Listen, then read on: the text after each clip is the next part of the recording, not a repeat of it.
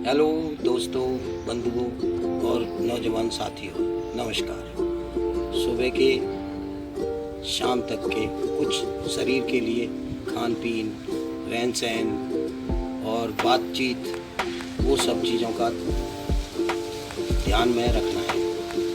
और ध्यान में रखने के लिए आप जग गए सुबह तो जगह ही रहना है, जगह ही रहना है। और देखना है हम जगह जगह क्या कहते हैं, किसी से, माँ से, बहन से, भाई से, उनसे सब व्यवहार कैसा करते हैं। सुबह उठ के किसी भी चिल्लाते हैं तो वो जगह रहने का ही तरीका है। समझना है क्यों चिल्लाएं, उसके लिए, अपने लिए या किसी और के लिए। तो ये चीज़ें ही आपको जगह रहने में सहायक हो रहेंगी। जगह रहने का मतलब है बुद्धि और जो है विवेक, इन दोनों में समझ ही समझ पैदा रहती है। क्योंकि हमेशा जो जगह रहने का मतलब है आपको दिखाएगा एक हम प्रेजेंट हैं उस समय या नहीं है, या भूत में है या भविष्य में है। तो वही जगह रहना है जो उस समय है।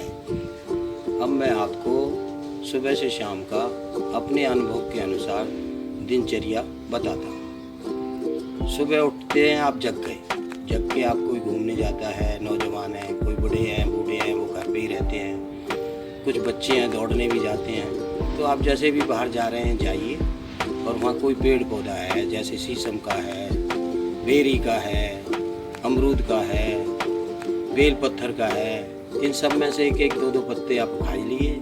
रोज़ खाइए, जा रहे हैं तो रोज़ खाइए, एक खाइए, दो खाइए, जैसे भी खा सकते हैं उसे पाइए। और अपने आके जो भी नाश्ता बनेगा या जो घर पे आके नहाइए धोइए, नित्य कर्म जो भी करने हैं वो करते रहिए। अब बारी नाश्ते की है।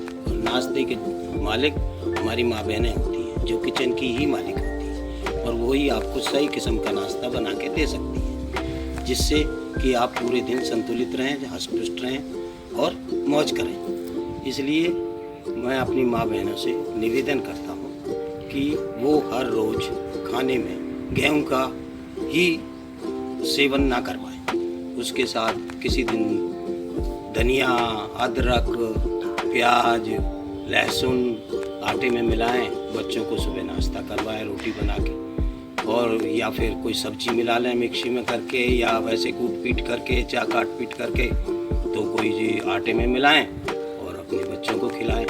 चाय आपको सुबह चीनी की नहीं पीनी है, क्योंकि चीनी की चाय बहुत ही खराब सेहत के लिए होती है।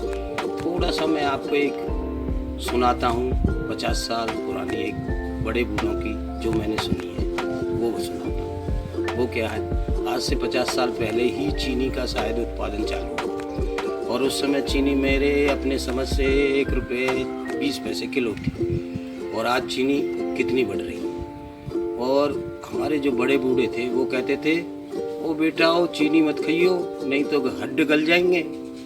और आज लोगों के कितने हड्ड गले, कितनी डायबिटीज़ बढ़ गई है सिर्फ चीनी खाने से। इसलिए आप अपने घर में चीनी कम से कम लाएं, गुड़ शक्कर लाएं, उसी को सेवन करें, चाय में भी, सब चीज़ में भी उसी को सेवन करें, जिससे ही हमारे देश के भी कुछ गन्ना वन्ना वाले हैं वो ज़्यादा गुड़ बनाएंगे, आपको मिलेगा, खाएंगे। चीनी कम से कम खाएं, बच्चों को तो बिल्कुल भी ना खिलाएं।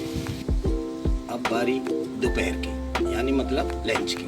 लंच आप घर पे कर रहे हैं, ऑफिस में कर रहे हैं, जो भी घर से बन के गया है, या आपकी समझ से या उनकी समझ से, आप लंच कीजिए, दही लीजिए, फ्रूट लीजिए, जो मर्जी लीजिए, और भरपूर भोजन कीजिए। दोपहर का भोजन भरपूर भोजन कीजिए, और उसे भोजन को करने के बाद 10-20 कदम चलिए, और फिर कम से कम शरीर को 20 मिनट के लिए रिलैक्स करते हुए रेस्ट दीजिए।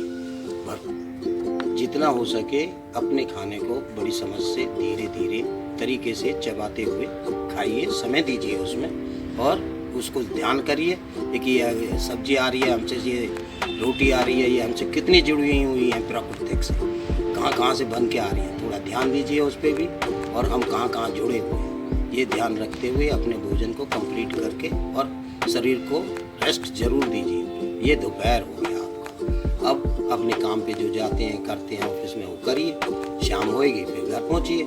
घर पहुँच के शाम को आपको जो खाना खाना है वो भी अपनी ही तरीके से जो भी है लेना है, परंतु आधी रोटी ज़रूर कम खानी है। दही छाछ शाम को नहीं लेनी है। कोशिश में रहना है कि भाई दही छाछ ना लें, और जो भी मिले आधी रोटी तो ज़रूर कम खानी है आपको, जिससे कि आपको अच्छी नींद आए और शरीर में पचन अच्छी हो और आपकी बुद्धि समझ सब चीज़ सही रहे।